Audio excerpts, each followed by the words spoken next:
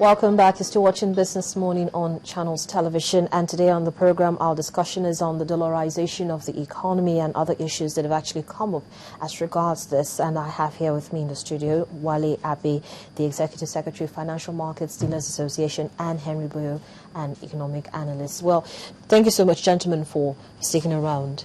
Well, just before we went on that quick break, Wale, you were talking about the fact that the economy is still heavily dependent on oil. Now, we know that there are strong and calculated moves by the federal government and the state government in collaboration with the private sector to diversify away from oil. So what sector or sectors can reduce the foreign exchange burden on imports and over the long term enhance foreign receipts for Nigeria, and thereby also reducing our dependency on the dollar? Well, I identified the agric and then the manufacturing sector. But even when we are talking about agric, I think we shouldn't be over-dependent on produce. We should talk about agric in terms of produce. We should talk about agric, developing agric in terms of processing and packaging, and then we should talk about agric in terms of marketing. I think those three legs are equally very important, but we have to start somewhere. The second major sector that I see is actually the manufacturing sector. But like my brother Henry said, the reality of it is that you can't borrow at 20% and then buy foreign exchange at 60%, and you think you can compete, favorably with other economies. It is impossible. Because if you don't eliminate that, or you work on the things that will actually complement what the manufacturers will do, the reality of it is that even when they produce, you have neighboring countries dumping will be at cheaper prices, and at the end of the day, we can't produce in such a way as to be able to help regenerate the economy. So there are these other factors that must be addressed, which are fiscal. The fiscal as well. Yes. Now we have issues with the interest rate. Should the Central Bank of Nigeria be thinking of loosening or further tightening its stance on the rates we have right now, the interest rates that we have right now? Two things. I'm sorry. Two things. You cannot attack exchange rate on one hand and interest rate at the same time. You have an inflation. It's impossible. One has to be a sacrifice for the other.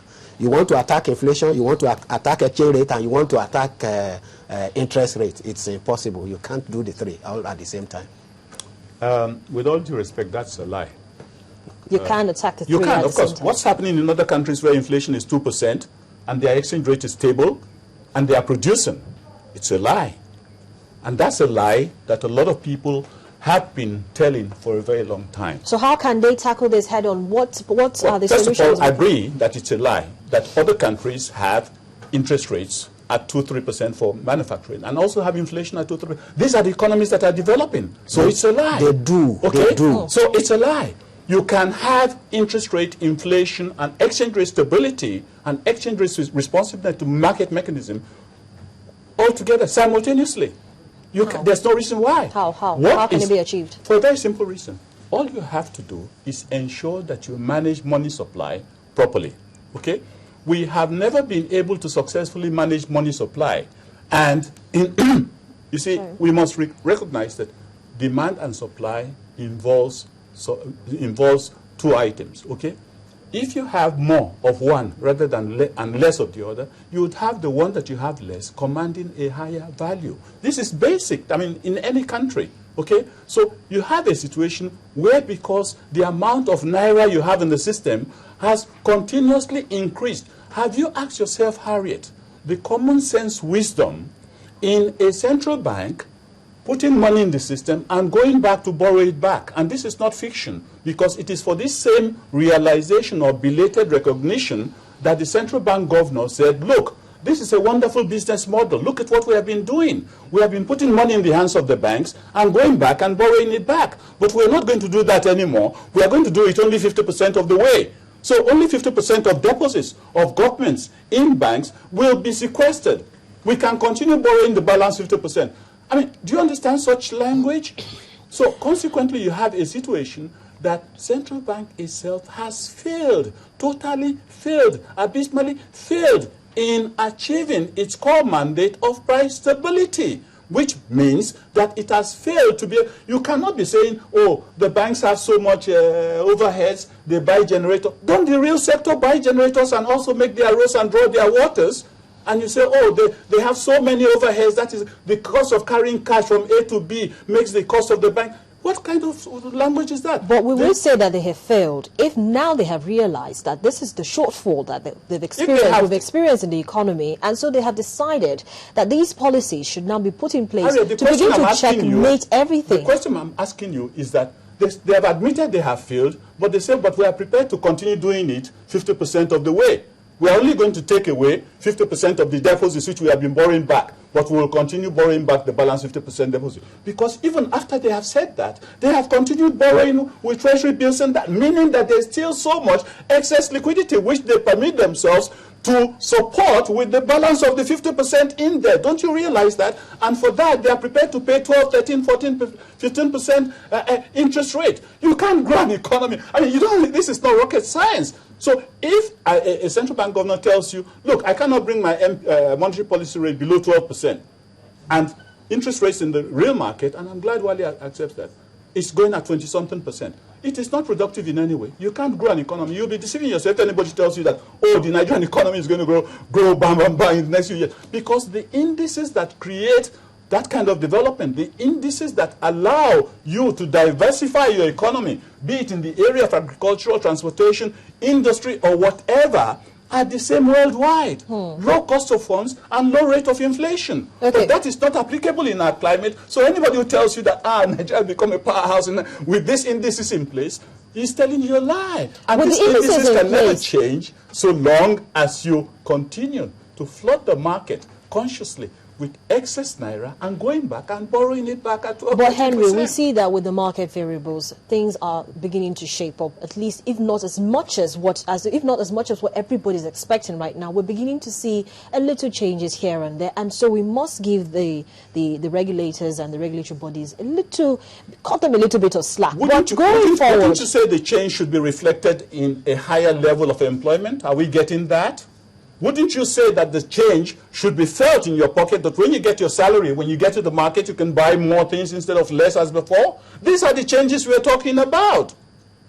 No, that's so while it just, yes, that is the reality. Words, ultimately, that is the reality. Until those changes are translated to improved values, in terms of the citizenry, that's when we say, yes, we can. I mean, we've seen noticeable changes. But like I've said, you cannot simply depend on monetary policy to provide one single solution to all the problems that is confronting us in this country. No two economies are the same. You cannot compare what obtains in UK, in US, in Japan, in any of these economies, and then you put it side by side with that of Nigeria. The state of infrastructure is not the same here. The kind of data you will generate, and which is almost virtually exact with what is happening in reality, is not what you can do here. And as a result, you cannot say because they are borrowing at 2%, because inflation is running at 2%, so everything can be the same here. We require time.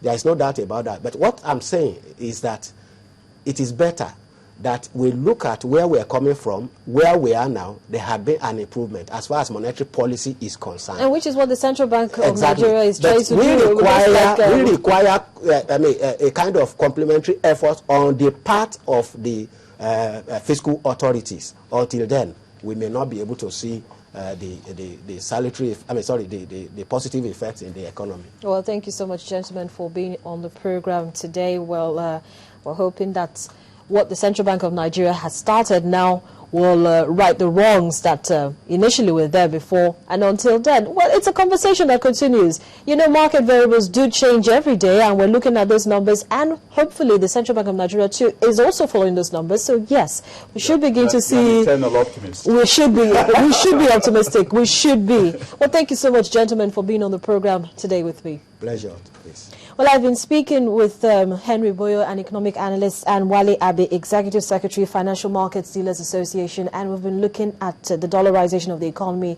and other issues, of course, that affect the economy very closely too as well. This conversation doesn't end here. You can send your questions and comments to any of the addresses shown on your screen, and we'll be happy to respond to them. But for now, this is where we end the show. I'm Harriet Agbenyi.